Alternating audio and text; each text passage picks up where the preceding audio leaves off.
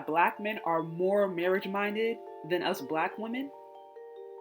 Now, I'm sure you don't believe me. I'm sure you're like, nah, Shay, you're lying. Shay, you're lying.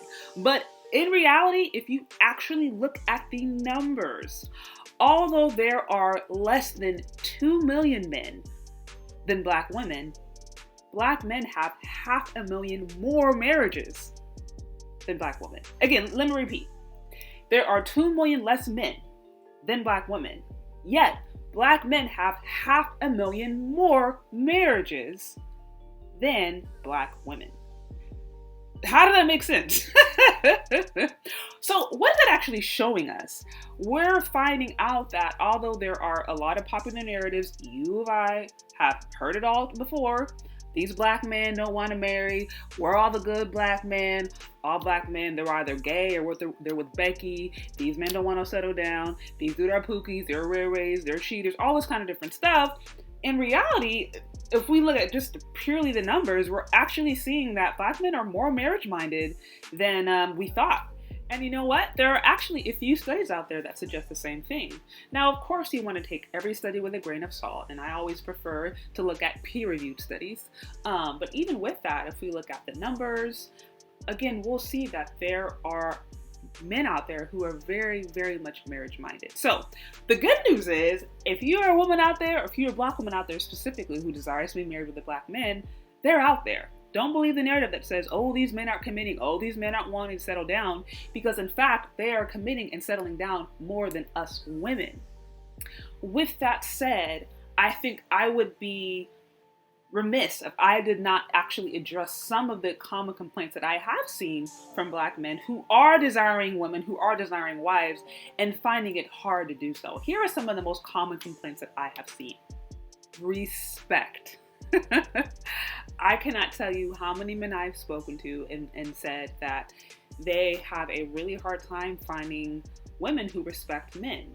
Now, here is the thing. We live in a society where I personally believe it can be sometimes very misandrist, and it can get to the point to where we as women are taught to mistrust men, period, especially men who share our complexion. And so whether or not it is a conscious thing or a subconscious thing, I think sometimes as women, especially black women, we can walk around and not really understand that there is a certain way that you can talk to a man or treat a man that's going to really demean him or minimize him.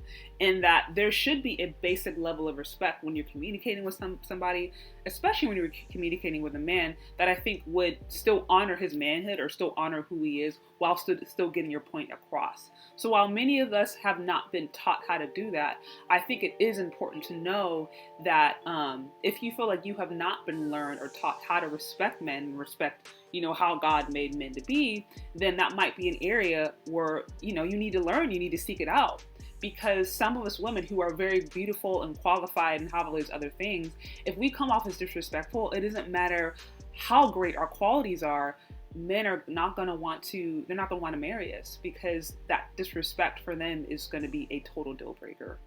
Another one is lack of sexual discipline. I made mention of this in a video that I did earlier today, that at the end of the day, most men do not want to marry a woman that has a really, really high body count. It doesn't matter how you spin it. Now, these men may give, those women the time of day. They may take them out on a date. They may entertain him for some time. They may have fun with him. But when it comes to actually like taking them home and trying to give them their last name, bend down on their knees and propose, many men are just not trying to be with a woman that has a really, really high body count. And so I think, unfortunately, us women, especially African American women, we are at the forefront at this kind of like stripper 304 thought culture. Like, we are at the forefront of that. And I don't like that, but we are. Like, we're represented most in those spaces. And so I think some of us, again, whether it's consciously or not, we can take that on and think it's okay because we see that being perpetuated all the time. But at the end of the day, that's actually really damaging, not only to us personally, physically, spiritually, psychologically. It can also negatively impact any desire that we may have for a long-term relationship. And so I think that is one thing to really keep in mind. As far as being a marriage material wife, we really do have to learn how to honor our bodies, how to honor our temples, how to honor our womb, you know, and that means not giving every single person access to it. That means honoring your husband and giving him access to him and him alone. Another one is not knowing how to cook. Now, there are plenty of men out there who will overlook a bad cook if she has, you know, other good qualities. But at the end of the day, you know that old saying that the way to a man's heart is through his stomach? That's a real thing. And so just knowing how to cook well, a variety of items. I'm not saying you have to be a chef, but having a handful of dishes that you can cook well, especially healthy, well-balanced dishes and meals, that can go a long way. And the amount of men that I have, you know, talked to, commented, complained, just in any space, and there's this common theme of just women don't know how to cook. I think for us ladies especially, that is a pretty easy fix. Good news is, if you don't know how to cook, you go on YouTube, you know what I mean? I have a few videos about cooking you can check out. There's cooking classes, there's cooking books. I mean, it's a pretty easy skill to, you know, to learn. And like I said, that is one thing that could seriously give you a competitive edge. That one simple thing. Another thing is self-care or lack of self-care. And of course, this can take on many different forms. A common complaint I hear is, you know, women not taking care of her body, maybe letting herself go, not having a healthy weight, being unhealthy, not working out. For many men, that shows a lack of discipline. And so that is a common complaint that I hear. And then even, you know, a common complaint about women and not being comfortable sharing their own natural beauty, meaning always being weaved up, never ever showing your own real natural hair, always with the heavy cake on, never ever seeing your natural face. This may sound silly, but these are some of like really consistent complaints I'm seeing now.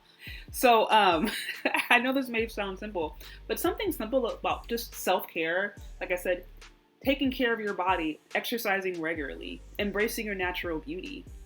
There's nothing wrong with, you know, pieces here and there, or weaves here and there, because I understand women like to do variety, but like if it's every single time, if your scalp hasn't seen, you know, the sun since you were a baby, you know what I mean? And it's like, okay, like we need to do better, sis. Like we have to learn to embrace those things that God has given us. And while we as women, it don't really matter to us, like we don't really care. Again, these are the kinds of different things that men are thinking about. And they're like, man, if the woman I'm with, if she can't even feel comfortable in her own skin, with her own hair, you know, with her own face, if she's not even taking care of her body, then how do I know she's even going to be able to take care of kids that she would create for me, you know? And so, again, this may seem like something simple, but I do think that it's something that we should keep in mind as we recognize that actually, no, there are men out there who want to marry. There are Black men out there who want to marry.